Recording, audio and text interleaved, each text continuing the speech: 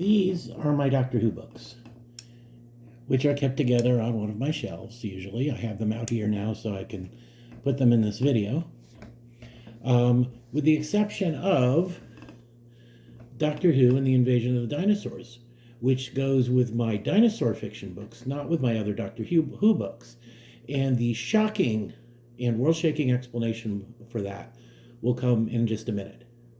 Now, it was in Subic Bay, the Philippines, at the Stars and Stripes bookstore, where I was introduced through Doctor Who, through buying this one and Doctor Who and the Genesis of the Daleks. This one here. And there's a video about that, about how these books were my introduction to the character of the Doctor, and I will link to that video in the notes for this video. But over the next very short period of time, I bought the other American editions. You can see here we have The Revenge of the Cybermen, the Loch Ness Monster a little later on, the Android Invasion, and the Doctor Who and the Seeds of Doom. Doctor Who and the Italians of Wang Shou, and Doctor Who and the Mask of Mandragora. These were the American editions of novelizations of the TV show that were done by Pinnacle Books in the United States. But it's not long after that that the actual Target books, published in England by Target, started showing up in the US. I'd often find them in comic book stores. Occasionally, I would find them in Walden bookstores. They were a little bit expensive compared to other paperbacks at the time, but I would buy them. This one, for instance, the prices are all covered. Here we go. This one doesn't have a U.S. price on it. I would probably had a price tag stuck to it. They were just a little, because, I don't know, I guess because they were imports. They were a little bit expensive. But I don't remember exactly what they were compared to other paperbacks at the time. But what I did, by that time I knew this show fairly well.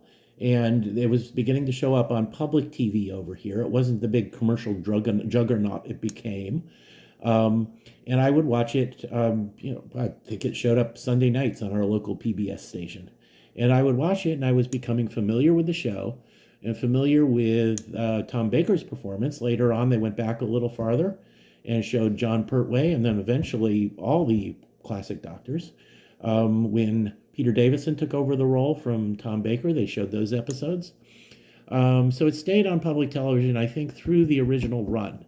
I do recall seeing both Colin Baker and Sylvester McCoy episodes as well on PBS.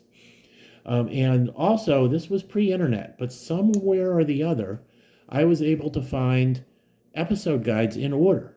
So what I started doing with the Target books was I would not buy them automatically when I saw one. I would buy one whenever it was the next in the series, or I would backwards buy them. For instance, if I owned the Ark in Space, and then I saw Doctor Who and the Giant Robot and didn't own it yet, and it was the previous episode, I would buy that. So I started getting the novelizations, stretching back to the first Doctors. I don't think I ever got to the beginning, and out through a lot of the Fifth Doctor novelizations. And at one point I stopped because at that time, the novelization for when the Fifth Doctor regenerated into the Sixth Doctor wasn't available. It hadn't been novelized yet, or I just couldn't find it, and I was waiting to get that before going forward. And I went back. I don't think I ever got all the way back to the beginning of the show, but I was well into getting a lot of the First Doctor runs, the Second and Third Doctor, and all of that.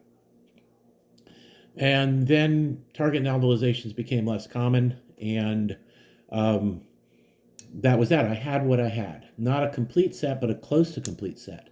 Now, there was one hole in the collection for years.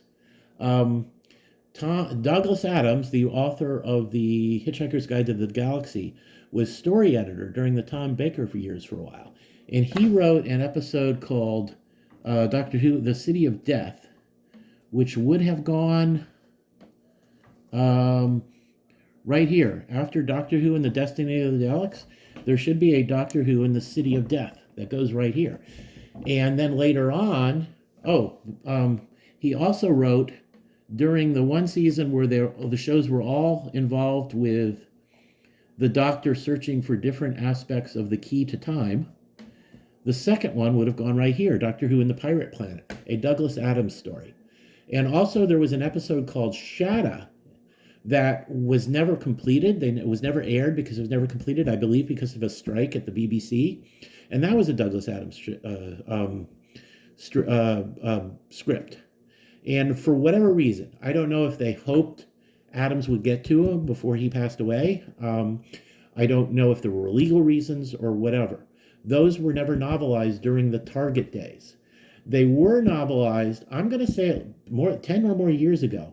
During the 2010s, I will say. I remember reading The Pirate Planet when I was in South Sudan, and I haven't been in South Sudan since 2016. So they came out with those books, and for financial reasons, I bought them electronically. So I own The Pirate Planet and City of Death and Shadow, the novelizations, by another writer, and he did quite a good job. The stories are faithfully told. The humor is there. The action is there. So it was a great job. I just don't own them physically. I own them electronically. And also I have several expanded universe books, 2 by Gareth Roberts and 1 by John Morris. And they very nicely on the back, let me see if you can see that. Like, this takes place between, the Creature of the Pit and the Nightmare of Eden.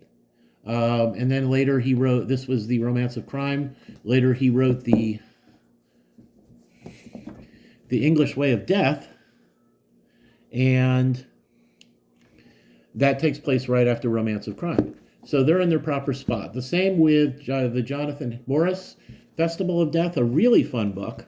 The Doctor and Romana show up at a place where they're told they've already saved it, and then in their personal timeline, they haven't gone back to save it yet. And he does some really fun stuff with time travel in this story. I remember enjoying it enormously. Ironically, I also read this one in South Sudan, whenever it came out. When did this one come out? It's been years. The copyright date is 2000. So this was published in 2000. And the first time I went to South Sudan was 2009, so I obviously did not buy this right away, but eventually got a copy of it and read it for the first time in South Sudan. Before the Kindle, you were allowed 35 pounds flying into the little plane that took you from Uganda to South Sudan. So I had to, I had to originally, couldn't take much reading material for me for downtimes between when I was teaching and, or for travel, because, you just couldn't carry that much weight. I had my clothes and my teaching materials. And so this was a paperback chosen to go with me on one trip when I had to limit myself to paperbacks. So however you feel about electronic reading, a Kindle is just awful handy when you have to travel and there are weight restrictions. So anyway, why do I have a fairly small number? My first one is the first Tom Baker story, Doctor Who and the Giant Robot. There it is. This is the one where he at the beginning has regenerated into Tom Baker, the Tom Baker version of the character. And that's the first one I now own. I don't own any earlier ones anymore. The last one I own is the very first Peter Davison one, which here's the last Tom Baker story, Logopolis. And Castrovalva, it kind of continues the same story in a way, and at least the Master is the archenemy of the Doctor is the villain in both of them. So I figured if I owned one, I needed to own the other. So when I weeded my Doctor Who collection, and this is what I did, both for space reasons and because I needed some money, I sold the bulk of my Target collection. I kept just the Tom Baker ones and that first Peter Davison one for story for the story continuity, and those are the only ones I kept. In retrospect, I wish I had kept the last season of The Third Doctor by John Pertwee, because it is the season that introduced the companion Sarah Jane Smith, um, who is my favorite companion, except for maybe Romana, the Time Lady, who joined her later. Where is the one that has a good picture of Sarah? There's Sarah Jane Smith. This is actually the episode where she leaves the TARDIS and stops being a companion. But she was a great companion. And so for the sake of story continuity, I really wish I had kept the novels with John Pertwee, The Third Doctor, with Sarah Jane Smith. It would have made for nice story continuity. But I made what decision I regret, and what can you do? I do have one of them, but because it doesn't go in terms of story continuity there would be a gap. I keep it with my dinosaur books rather than my Doctor Who books. So that's the shocking explanation for that. I wonder how much these cost. I'll bet the old Targets are expensive, because now I'm just tempted to see if I could replace the ones, in which case this would then move from the dinosaur books back to the Doctor Who books to join the others from that season. I don't know. And I have since found someone on the Internet Archived, digitized all the Target novelizations, and put them on for download, and I downloaded them all. And I will buy them. There are a few of these, like Loch Ness Monster is one, that were released as ebooks officially. And I have bought those. I have those. And I would buy any of the others from this range and from the last season of the Third Doctor range electronically, if they were properly released. When I find these versions that were done by fans, I never get them with the intent of cheating the publisher. I will buy them legitimately if they ever come out, but they haven't. So I downloaded them, and I'm using those to reread, starting with the Third Doctor, reread these. Now, when I get to things like the Pirate Planet and these, if they're not available electronically, I will, which I don't think were included in the group I found, because they weren't done by Target. I will have to pause and read these the old-fashioned way. But I will include those in my current read of what will be mostly the Tom Baker years of Doctor Who novelizations. And I will read the Douglas Adams ones that I own electronically as well. I have finished the Third Doctor season, so the next one I will be reading, when I get to it, is Doctor Who and the Giant Robot. I have, along with other TV tie-in books, The Man from U.N.C.L.E. and Thunderbirds, been reading through them like in alphabetical order. I'll read a Doctor Who, then I'll read A Man from U.N.C.L.E., and so on. On my serial reader, on my phone app, I put them on my phone, and it sends me one chapter a day. And there's no logical reason for reading them that way. I'm just enjoying doing it. But I may switch to just reading them normally, especially when I get to ones I can't put on my phone for one reason or the other. But, the big, huge decisions to make.